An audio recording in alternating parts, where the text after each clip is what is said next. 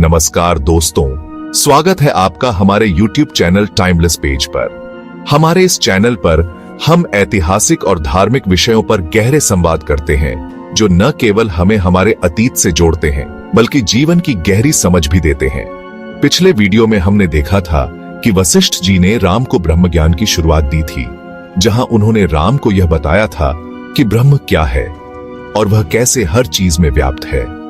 आज हम इस यात्रा के अगले चरण में जाएंगे, जहां वशिष्ठ जी राम को ब्रह्म ज्ञान के और गहरे पहलुओं से परिचित कराते हैं। इस संवाद में हम जीवन, धर्म और ब्रह्म के अद्भुत रहस्यों को उजागर करेंगे। तो आइए जानते हैं राम और वशिष्ठ के बीच हुआ यह महत्वपूर्ण संवाद। राम एक आदर्श पुत्र, पति और राजा के रूप में सभी के लिए एक आदर्श हैं, लेकिन उनके मन में एक बड़ा द्वंद्व चलता है। वह जो भी कार्य करते हैं, क्या वह ब्रह्म के उच्चतम ज्ञान के साथ मेल खाते हैं? क्या वह अपने कर्तव्यों को निभाते हुए आत्मज्ञान प्राप्त कर सकते हैं? राम के मन में उठते हैं ऐसे सवाल जो हर इंसान के जीवन में कभी न कभी आते हैं। यही सवाल उन्हें वशिष्ठ जी के पास ले जाते हैं। हे गुरु, ब्रह्म क्या है? क्या यह एक अदृश्य शक्ति है या इसका कोई वास्तविक रूप है? राम, तुम स्वयं ब्रह्म हो। ब्रह्म केवल एक अदृश्य शक्ति नहीं है, बल्कि वह सब जगह व्याप्त है। यह अनंत और असीम है। ब्रह्म और आत्मा का संबंध गहरा है। जब तुम अपने भीतर के स्वरूप को पहचानते हो तो तुम महसूस करते हो कि ब्रह्म और आत्मा में कोई भेद नहीं है। जब तुम ब्रह्म को पहचानते हो तो हर कर्म ब्रह्म का हिस्सा बन जाता है। ब्रह्म का अस्तित्व हर जीव में और हर चीज में है। ब्रह्म और आत्मा का संबंध तभी स्पष्ट होता है जब तुम अपने मन से भ्रमों को हटाते हो और सत्य को देख पाते हो। राम, जिनके मन में यह ज्ञान अभी तक अस्पष्ट था, अब यह समझने लगे थे कि ब्रह्म का वास्तविक रूप उनके भीतर और उनके चारों ओर व्याप्त है। ज्ञान केवल शाब्दिक नहीं होता, बल्कि वह अनुभव से आता है। जब तुम आत्मा के अद्वितीय स्वरूप को पहचानते हो, तभी तुम्हारे भीतर आत्मज्ञान का प्रकाश प्रकट होता है।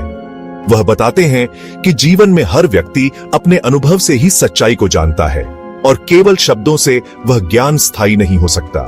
ज्ञान का अनुभव तभी संभव है जब तुम अपने भीतर के शांति और ध्यान की स्थिति को प्राप्त करोगे। यह ध्यान केवल किसी विशेष स्थान पर बैठकर नहीं, बल्कि जीवन के हर क्षण में खुद को शुद्ध और केंद्रित रखने से आता है। जब तुम अपने मन को स्थिर कर लेते हो तो ब्रह्म का ज्ञान अपने आप प्रकट हो जाता है।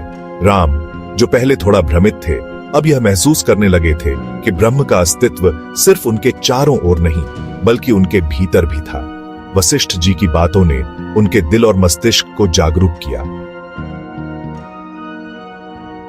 वशिष्ठ जी राम को बताते हैं कि ब्रह्म ज्ञान प्राप्त करने के लिए मन और इंद्रियों का नियंत्रण बहुत जरूरी है। वह कहते हैं, जब तक तुम अपने मन को नियंत्रित नहीं करोगे, तब तक ब्रह्म को पहचानना असंभव है। मन और इंद्रियां हमेशा बाहर की चीजों में उलझी रहती है और यही कारण है कि हम सत्य को पहचान नहीं पाते। तुम्हें बाहरी संसार की सभी भटकाओं से परे जाकर अपने भीतर की शांति की ओर देखना होगा। यह शांति तुम्हारे मन के भीतर ही है, लेकिन तुम्हें इसे पहचानने के लिए अपने मानसिक और शारीरिक आवेगों को नियंत्रित करना होगा। राम, जो अब पूरी तरह से आत्मज्ञान की दिशा में अग्रसर हो चुके थे, ने वशिष्ठ जी की बातों को गंभीरता से लिया। उन्होंने यह संकल्प लिया कि वह अपने जीवन के हर कर्म में ब्रह्म का अनुभव करेंगे और बाहरी संसार की भटकाव से परे रहकर अपने भीतर की शांति को खोजेंगे। वशिष्ठ जी राम को और गहरी बातें समझाते हैं। वह कहते हैं, ज्ञान की सच्ची प्राप्ति तब होती है जब तुम अपने अहंकार को समाप्त कर देते हो और केवल ब्रह्म के अस्तित्व को स्वीकार करते हो। अगर तुम्हारे भीतर अहंकार है तो तुम ब्रह्म का वास्तविक रूप नहीं पहचान सकते। अहंकार के कारण ही हम अपने असली स्वरूप से दूर होते हैं।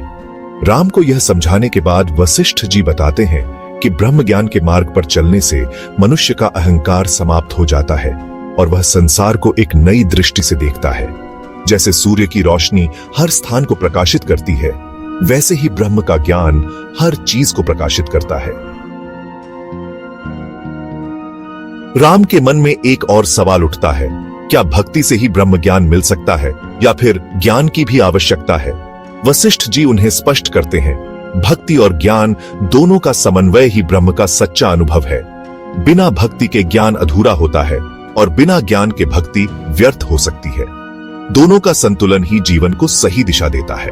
तुम्हारा हर कार्य, हर भक्ति का रूप ब्रह्म के साथ मिलकर एक हो जाएगा जब तुम दोनों का संतुलन समझ पाओगे। भक्ति से मन की शुद्धि होती है और ज्ञान से आत्मा की शुद्धि होती है। दोनों का मिलाजुला रूप ही तुम्हें ब्रह्म का साक्षात्कार कराएगा। राम और वशिष्ठ के इस संवाद ने हमें जीवन के सबसे गहरे रहस्यों को उजागर किया।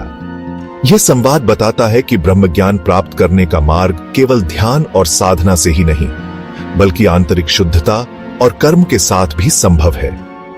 राम और वशिष्ठ के बीच की यह शिक्षा आज भी हमारे जीवन में प्रासंगिक है, जहां हमें अपने अहंकार को छोड़कर ज्ञान और भक्ति दोनों को संतुलित करना चाहिए। राम और वशिष्ठ की यह शिक्षाएं हमें जीवन के असली उद्देश्य को समझने में मदद करती हैं। अगर आपको यह वीडियो पसंद आया हो तो कृपया इसे लाइक और शेयर करें, और अगर आपने अभी तक चैनल को सब्सक्राइब नहीं किया है तो सब्सक्राइब करना न भूलें, ताकि हम ऐसे और गहरे ज्ञान के विषयों पर साथ चर्चा कर सकें।